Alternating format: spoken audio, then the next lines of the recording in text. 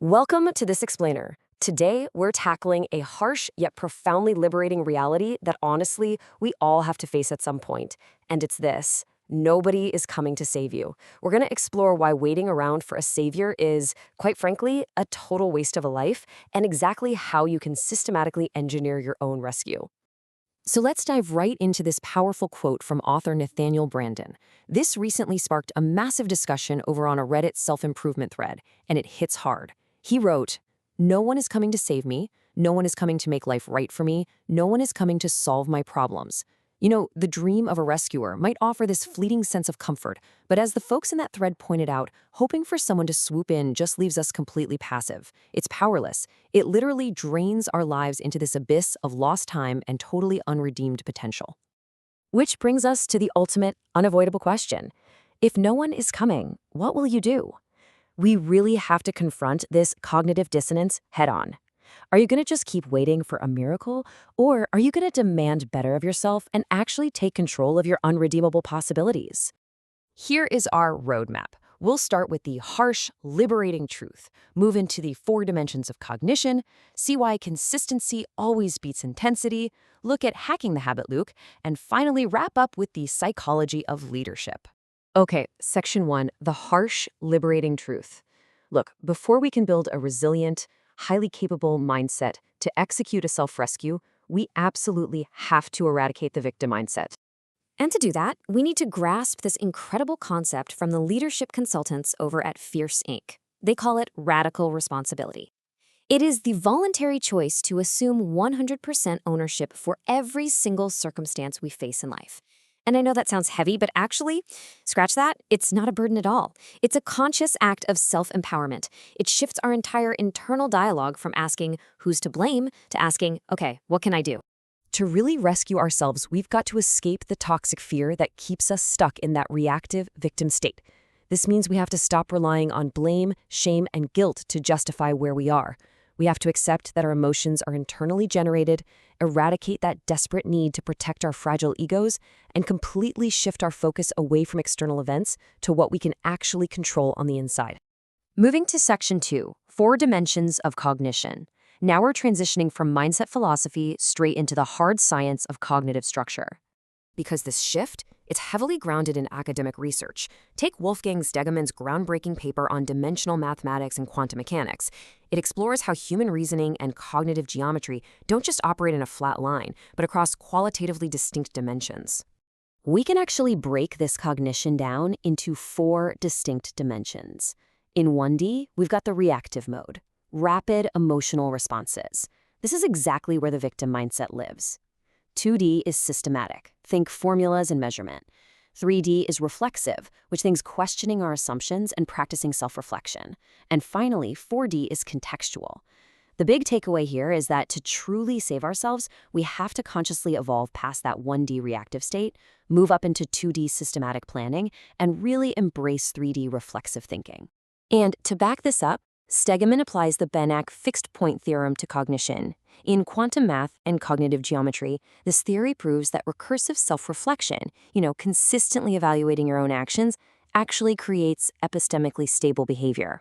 Simply put, by consistently reflecting on what you're doing, you create a stable, unstoppable foundation that cannot be easily knocked off course by external chaos. Which brings us perfectly to section 3. Consistency always beats intensity. Now that we've got the math and the mindset down, let's talk mechanics. How do we actually execute this self-rescue in our day-to-day lives? Let's compare these 2 approaches. Intensity is demanding, it's totally unsustainable, and it almost always leads to burnout or injury. I mean, we all know the feeling of that intense New Year's resolution that completely fizzles out by January 23rd, right? Consistency, on the other hand, is manageable. Just like compound interest in a bank account, small daily actions yield massive achievements over time, whereas those quick, intense fixes, they almost always fail. When we look at the research from the British Columbia Medical Journal, one crucial number really stands out: 66. It takes an average of 66 days to solidify a new behavior into an automatic habit. Meaningful change is a long game, folks. It demands sustained perseverance, not just one wild burst of extreme effort. So, to maintain that 66-day streak, we look to the 80-20 rule of sustainable action. 80% low intensity, 20% high intensity. Research on distance running actually shows that elite athletes use this exact ratio to avoid burning out. And this proves that you don't need to push yourself to your absolute physical and mental limits every single day to save yourself. You just need a manageable, consistent effort. All right, section 4, hacking the habit loop. Here's where we look at the neurological mechanics of rewiring our brains to put this self-rescue on autopilot. The absolutely crucial starting point here is 40%. Research by Dr. Wendy Wood highlights that about 40% of the actions you take every single day are automatic habits, performed without any conscious thought at all. Your brain is quite literally hardwired for efficiency. And that 40% is governed by what's called the neurological habit loop. It starts with a cue, a trigger for the brain. Then comes the routine, which is the action itself, and finally the reward. As author Charles Duhigg notes, the cue and reward become so neurologically intertwined over time that a craving actually emerges, and it drives the behavior completely on autopilot. So, to rescue ourselves, we use Duhigg's golden rule of habit change. You keep the initial cue, you keep the reward, but you replace the routine. And crucially, you have to foster belief in the process. By hijacking these existing reactive loops, we can build positive compounding systems. Think about the legendary author Stephen King. He leverages this consistency by writing exactly 2,000 words every single day, regardless of how motivated he feels. Finally, section 5, the psychology of leadership. Let's see how rescuing yourself systematically doesn't just save you, it actually turns you into a beacon of stability for everyone around you. To understand why, we have to talk about the psychology of schemas. These are mental frameworks our brains use to organize and simplify complex information so we can predict future behavior.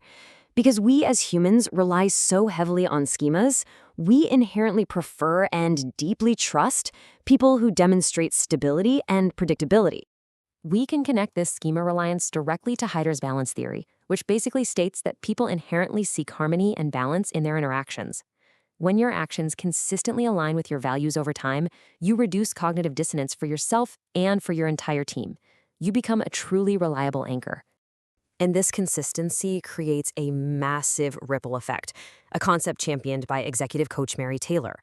When you're consistent, it eliminates all the guesswork. It enhances your credibility because your words actually match your actions. It lowers the cognitive load for everyone around you, and it fosters a really deep sense of psychological safety. Consistency is basically the invisible glue that builds durable trust. Let's bring it all together with this amazing quote from Atomic Habits author James Clear. You do not rise to the level of your goals, you fall to the level of your systems.